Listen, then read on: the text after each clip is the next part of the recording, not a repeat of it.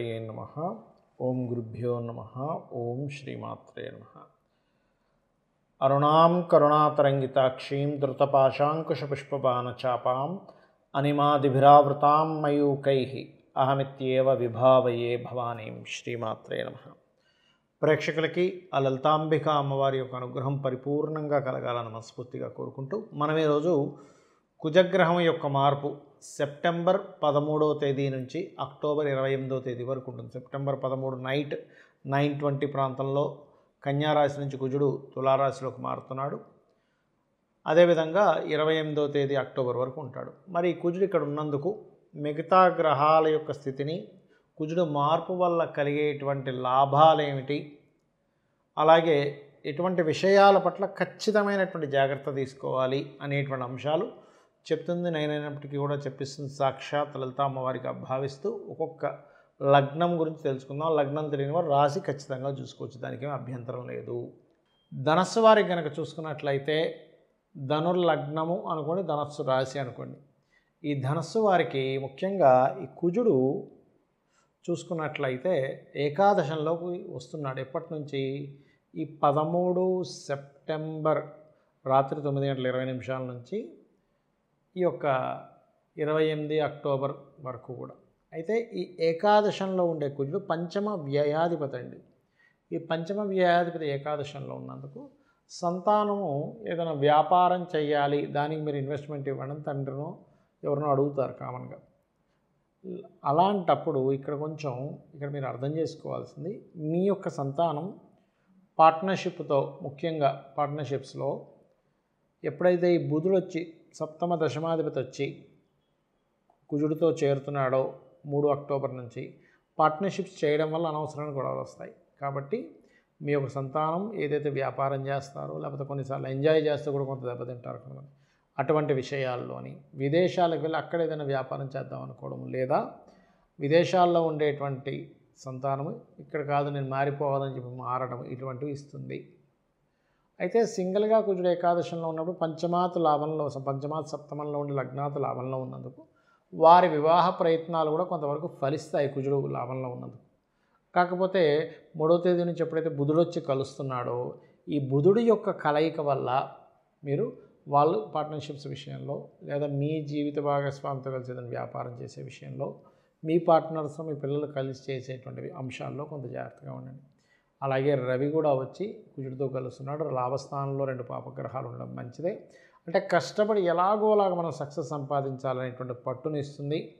అది మీకు తోడ్పడుతుంది, దానికి ఏమి ఇబ్బంది లేదు. కాకపోతే మీరు సూర్య నమస్కారాలు మరియు కాస్త లాంగ్ జర్నీస్ వెళ్ళేటప్పుడు కొంచెం జాగ్రత్తగా ఉండండి. తండ్రి గారికి కాస్త ఏదైనా ఆల్రెడీ గతంలో స్టంట్స్ పడ్డాయి, ఆల్రెడీ హార్ట్ రిలేటెడ్ ఇష్యూస్ ఉన్నాయనుకునేవారు కొంత జాగ్రత్తగా ఉండాలి. ఈ కుజుడితో కలుస్తున్నందుకు ముఖ్యంగా మీరు లక్ష్మీ నరసింహస్వామి యొక్క ఆరాధన చేయడం, సూర్య నమస్కారాలు చేయడం అన్ని విధాల ఉత్తమం. చాలామందికి కుజుడి విషయంలో కుజదోషము అనేటువంటి దాని మీద చాలా అపోహలు ఉన్నాయండి. కేవలం గురువర్గమా శనివర్గమా అని చూసుకొని కుజుడు ఎంతవరకు మనకి ఇబ్బంది ఇస్తున్నాడు అనేది తెలుసుకోవాలి. కుజదోషం అనేటువంటి దాని గురించి పెద్దగా ఈ కుజదోషం ఉంటే వివాహం అవుతుంది ఇలాంటివి ఏమీ శాస్త్రంలో పెద్దగా లేవు, గుర్తుపెట్టుకోండి. అంటే కుజదోషం మాత్రమే వివాహాన్ని ఆపుతుందనేటువంటిది లేదు. సప్తమ స్థానము అంటారు, అంటే 7వ భావం లగ్నం నుంచి 7వ స్థానాధిపతి ఎలా ఉన్నాడు, వివాహం తర్వాత 12వ స్థానాధిపతి పరిస్థితి ఏమిటి అని చూసుకోవాలి. అది ముఖ్యంగా వివాహం తర్వాత రూల్ చేసేది 12. వివాహానికి ముందు ఎలాంటి వ్యక్తి వస్తాడని చెప్పేది సప్తమ స్థానం. ఇప్పుడు వివాహం అవ్వట్లేదంటే కుజదోషం ఉందండి. లగ్నం నుంచి కొంతమంది అయితే మరీ ఘోరంగా లగ్నం నుంచి, చంద్రుడి నుంచి, రవి నుంచి, శుక్రుడి నుంచి, ఇలాగా ఈ 4 నుంచి చూస్తే కుజుడు ఎక్కువ దగ్గర ఉండాలిగా. లగ్నంలోనో ధనస్థానంలోనో, పంచమంలోనో, సప్తమంలోనో, అష్టమంలోనో, వ్యయంలోనో ఉండాలి కదా. అందుకని ఎక్కడి నుంచి చూసేసిన కుజుడు ఇక్కడ ఉన్నాడు కాబట్టి దోషం అంటున్నారు. అది ఎక్కడా శాస్త్రంలో లేదు, గుర్తుపెట్టుకోండి. కేవలం ఏంటంటే ఇక్కడ దోషము ఉన్నప్పటికీ దాని క్యాన్సలేషన్ కూడా ఉంటుంది.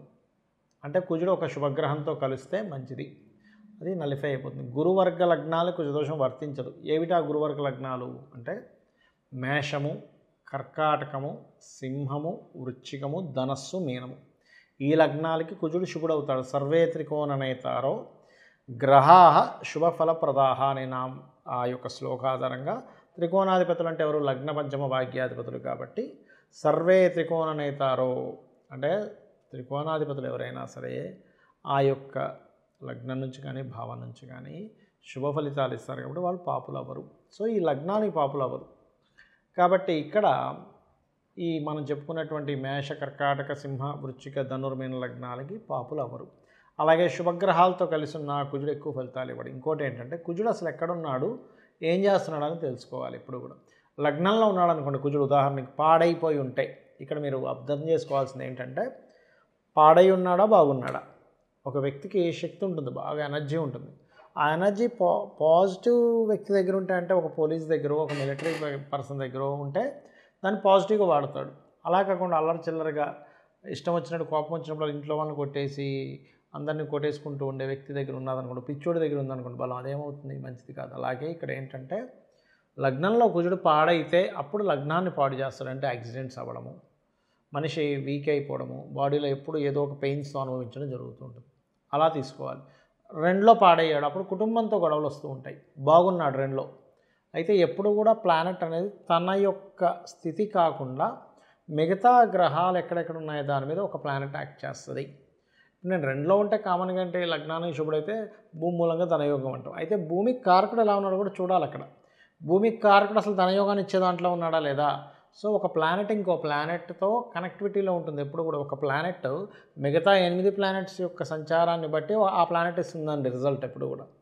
3లో ఉన్నాడు పరాక్రమ యోగం, అంటే మంచి ధైర్యాన్ని ఇస్తాడు. 4లో ఉన్నాడు గృహయోగం, భూయోగం అంటాం. అయితే ఆ లగ్నానికి పాప అయితే మాత్రం ఇవ్వడు, శుభుడైతే ఇస్తాడు అక్కడ. అది పట్టుకోవాలి. ఇప్పుడు 4వ అధిపతి కుజుడే 2లో ఉన్నాడు, ఆ లగ్నానికి శుభుడు అనుకోండి, అప్పుడు ఇస్తాడు యోగాన్ని. అలా కాకుండా మీరు పాపైనా శుభుడైనా ఒకే రిజల్ట్ చెప్పడానికి లేదు. ఇప్పుడు 2 వ్యక్తులు పార్టిసిపేట్ చేశారు, ఇద్దరిలో ఒకరు గెలిస్తే ప్రతిసారి అవతల పర్సన్ గెలిచినప్పుడు మనం గెలిచినట్టు అవ్వదు కదా. మనం గెలిస్తేనే మన టీంలో వాళ్ళు గెలిస్తే మనం గెలిచినట్టు ఎలా అవుతుందో, లగ్నానికి శుభులు అయ్యారా పాపులు అయ్యారా, లగ్నానికి వ్యతిరేక ఫలితాలు ఇచ్చే పర్సన్గా మారాడా కుజుడు అక్కడ, మన ఈ లగ్నానికి శుభత్వం ఇచ్చేటువంటి దానిలో ఉన్నాడా తెలుసుకోగలగాలి. అలాగే పంచమంలో ఉంటే కూడా సంతానం విషయంలో స్ట్రెస్, సంతానంతో గోడలు. ఎప్పుడు పాడైతే బాగుంటే సంతానం వల్లే ఇంకా స్ట్రాంగ్ అవుతారు వీళ్ళు, సంతానం ఉందని ఒక ధైర్యం ఉంటుంది. 6లో కుజుడు ఉన్నప్పుడు ఎవరికైనా వాళ్ళతో శత్రుత్వం పెట్టుకోకూడదని చెప్తుంది శాస్త్రం. ఎందుకంటే శత్రువు నాశనం అవుతుంది 6లో కుజుడు. అయితే ఇక్కడ 2 రకాలు మళ్ళీ అక్కడ స్ట్రాంగ్గా బాగుంటే అది వేరు, కాంపిటీషన్స్లో అట్లాంటి వాటిల్లో రాణిస్తారు. పాడైతే ప్రతి ఒక్కరితో వీళ్ళు గొడవలు పెట్టుకుంటూ ఉంటారు. 7లో కుజుడు, ఇక్కడే మనం అర్థం చేసుకోవాలి. 7లో ఉన్నప్పుడు ఆ సప్తమాధిపతిని కూడా పరిశీలన చేసి అప్పుడు కుజుడి యొక్క తత్వం ఆ జీవిత భాగస్వామికి ఆపాదించాలి. అంటే మొండిగా ఉంటాడు, గొడవగా ఉంటాడని. కొన్నిసార్లు మనం కుజుడి యొక్క తత్వాన్ని పూర్తిగా అర్థం చేసుకోకుండా, ఆపాదించకుండా ఏదో డిఫరెంట్గా వెళ్ళిపోతూ ఉంటాం. కాబట్టి ఇది గుర్తుపెట్టుకోవాలి. అప్పుడు కుజదోషం అనేది ఆ లగ్నానికి పాప అయితే అప్పుడు కుజుడు దోషం అంటే ఏం లేదు, కుజుడు ఏదో మనల్ని ఇబ్బంది పెట్టడం కాదు, అది దాని యొక్క ఎనర్జీ కోల్పోయిందని అర్థం దోషం అంటే. ఇప్పుడు ఎలా అంటే ఇప్పుడు చూడండి రక్తహీనత అంటాం, అంటే రక్తం ఏదో మన మీద పాకబట్టి ఇబ్బంది పెట్టడం అని కాదు, రక్తం యొక్క ఇది తగ్గిపోయింది బాడీలో, రక్తం ఎక్కిస్తారు, రక్తంలో ఇన్ఫెక్షన్ వచ్చింది అంటే రక్తం దోషమైంది. అంటే మీ జన్మజాతకంలో కుజ సంబంధించిన పూర్వజన్మల్లో ఏవైతే మనం తెలుసుకోకుండా పాపాలు ఏవో చేసాం, భూమి ఎవరితో భూమి లాక్కోవడం, అన్నదమ్ములతో గొడవలు పెట్టుకోవడం చేసినప్పుడు ఈ కుజ దోషం ఏర్పడుతుంది.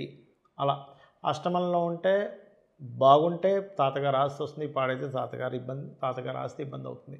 9లో ఉంటే మనకి మంచి స్ట్రిక్ట్గా ఉండేటువంటి తండ్రి ఉంటాడు, పాడైతే తండ్రి ద్వారా ఇబ్బంది పడుతూ ఉంటారు, లాంగ్ జర్నీస్ ద్వారా ఇబ్బంది పడుతూ ఉంటారు. 10లో ఉంటే బాగున్నాడు అనుకోండి, 10లో ఎగ్జాల్టెడ్ ప్లేస్ కుజుడికి. ఉదాహరణకి మేషలగ్నం ఉంది, మేషలగ్నానికి దశమంలో మకరంలో కుజుడు ఉచ్చారు.